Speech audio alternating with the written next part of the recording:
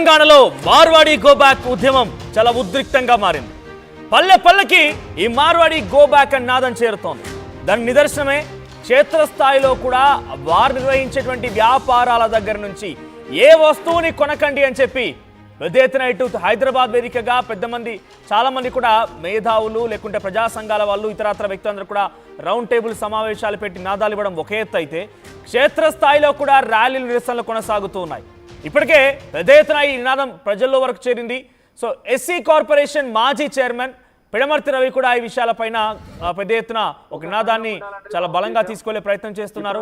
అటువైపు నుంచి తెలంగాణ శ్యామ్, పృథ్వీరాజ్ వీళ్ళందరూ కూడా చాలా తీవ్రంగా బలంగా ప్రజల్లోకి తీసుకెళ్లేందుకు ప్రయత్నం చేస్తున్నారు.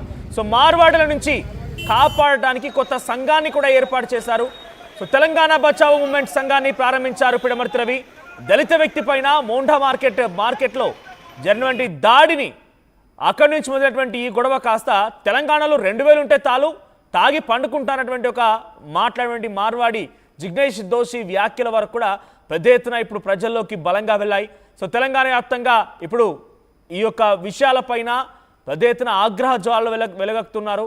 సో తెలంగాణలో ఉంటూ బతుకుదెరువు కోసం వచ్చి ఇక్కడ తెలంగాణ సమాజాన్ని తెలంగాణ ప్రజల్ని అవమానిస్తారంటూ కూడా ఆగ్రహం వెలగక్కుతున్నారు. ఒకసారి ఆర్టీవీ డిబేట్లోనే ఆయన మాట్లాడిన మాటలు ఇప్పుడు చర్చనీయాంశంగా మారాయి. ఇంతకీ జిగ్నేష్ దోషి ఏం మాట్లాడారో చూద్దాం. ఇప్పుడు గుజరాతీ మార్వాడీలు పొద్దువాల 6 o'clock లేచి దుకాణం ఇస్తారు, 7 o'clock వరకు పూజ చేసుకొని కూర్చుంటారు. ఇక్కడ మనోళ్లకు 1000 రూపాయలు సంపాదించేది 2000 వస్తే తాగి వండుకుంటాడు. ఇప్పుడు గుజరాతీ మార్వాడీలు పొద్దువాల 6 o'clock లేచి దుకాణం ఇస్తారు, 7 o'clock వరకు పూజ చేసుకొని కూర్చుంటారు. ఇక్కడ మనోళ్లకు 1000 రూపాయలు సంపాదించేది 2000 వస్తే తాగి వండుకుంటాడు. ఇప్పుడు గుజరాత్ రైట్. అటు మోండా మార్కెట్లో జరిగిన గొడవకు సంబంధించిన తర్వాత స్టార్ట్ అయిన ఉద్యమం ఒకే ఎత్తు అయితే ఇప్పుడు జిగ్నేష్ దోషి ఈ వ్యాఖ్యల నేపథ్యంలో ఈ ఉద్యమం మరో ఎత్తుగా మారిపోయింది, రెట్టింపైంది.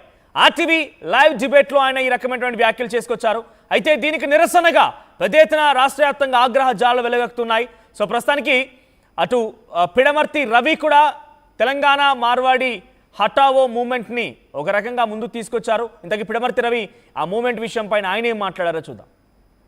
ఒక సంఘం ఉండాలన్నది మా ఉద్దేశం. ఇప్పటివరకు మాట్లాడింది కూడా గత ఉన్నటువంటి సంఘాల తరపున మాట్లాడినాం. అట్లా కాకుండా ఈ ఉద్యమానికే ఒక సంస్థ ఉండాలన్న ఉద్దేశంతో ఈరోజు ఈ సంఘాన్ని ఈరోజు ప్రకటించడం కోసం వచ్చినాం. మన సంఘం పేరు తెలంగాణ బచావో మూవ్మెంట్. మామూలుగా అందరిని అడిగితే బచావో ఆర్మీ, బచావో టైగర్స్ వచ్చింది కదా, టైగర్స్ ఆర్మీ అంటే అది వేరే రూపు తీసుకుంటుందని శాంతియుత పద్ధతిలో ఈ ఉద్యమాన్ని మనం నడపాలి. ఇప్పుడు ఆయన ఒక అతను ఇప్పుడు మా చెస్సినాలు 2000 తాగి పట్టరు అన్నారు. మళ్ళీ పైకేరి ఏం మాట్లాడుతున్నట్టే మేము సీఎంను కలుస్తాము, మమ్మల్ని రక్షించాలని కొట్టిందే వాళ్ళు. అంటే రేపు మనం ఏదైనా చేస్తే ఎంత పెద్ద ఎత్తున మన మీద మాట్లాడుతారో చూడండి.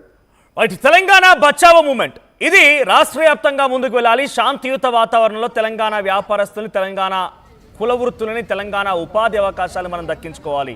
ఇది మూమెంట్ ముందు తీసుకెళ్తున్నామంటారు పిడమర్తి రవి.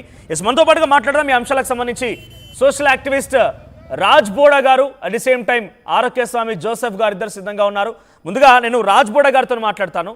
రాజ్ బోడా గారు నమస్తే అండి. నమస్తే.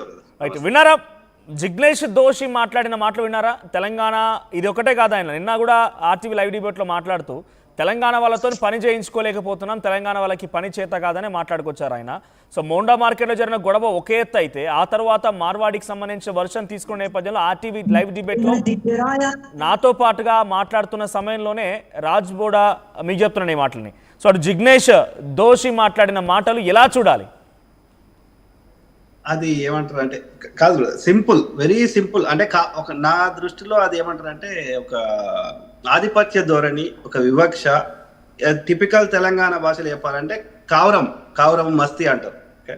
అంటే అర్థమైంది అంటే ఇప్పుడు మేము ఏది గుజరాత్లకు పోయి వ్యాపారం చేస్తలేము, వాడికి అక్కడ బతుకుదెరువు లేక ఇక్కడికి తెలంగాణకి బతకడానికి వచ్చినోడు అంటే వాళ్ళకంటే మంచిగా ఉన్నామనే కదా వచ్చినోడు మాకు బతకడం రాదు, మాకు వ్యాపారం రాదు, మేము తాగి వంటాం. మరి తాగి తెలంగాణలో వండుకుంటే మరి మాకు ఎవరు కడుతున్నారు? ఇప్పుడు ఒక ఆటో డ్రైవర్ తీసుకుందాం, ఆయన పొద్దుగాలు వేస్తే ఆటో నడపకుండా తాగివంటే ఆయన భార్య పిల్లల్ని ఎవరు పోషిస్తున్నారు? వాళ్ళ పిల్లలకి స్కూల్ ఫీజులు ఎవరు కడుతున్నారు? జిగ్నేష్ దోషి కడుతుండా?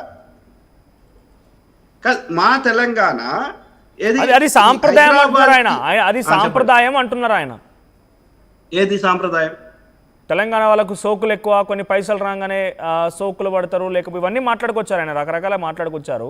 ఏదో సాంప్రదాయం తాగడం అనేది సాంప్రదాయం అంటున్నారు ఆయన. వాళ్ళ ఆధిపత్యం చేయడానికి, ఇక్కడ ఉన్న వ్యాపారస్తులని చంపడానికి నకిలీ దందా చేస్తూ ఇక్కడి వాళ్ళని అవమానిస్తా అంటే, నీకు అంత వ్యాపార తెలివితేటలు ఉంటే అక్కడే పెట్టుకో, గుజరాత్లో పెట్టుకో, రాజస్థాన్లో పెట్టుకో. నీకు అక్కడ శాతగాకనే కదా ఇడికి వచ్చినావు. ఇప్పుడు మా హైదరాబాద్కి బిర్యానీ వరల్డ్ ఫేమస్. ఇప్పుడు కాదు. ఏది మా నిజాం గారు యొక్క హైదరాబాద్ 224 ఏళ్ళు పరిపాలించిన నిజాం గారు రోల్స్ రాయ్ కార్లను తీసుకొచ్చి బల్దియా అంటే మున్సిపాలిటీ జిహెచ్ఎంసీకి రోడ్లు ఉండడానికి వాడినాం. How that is possible?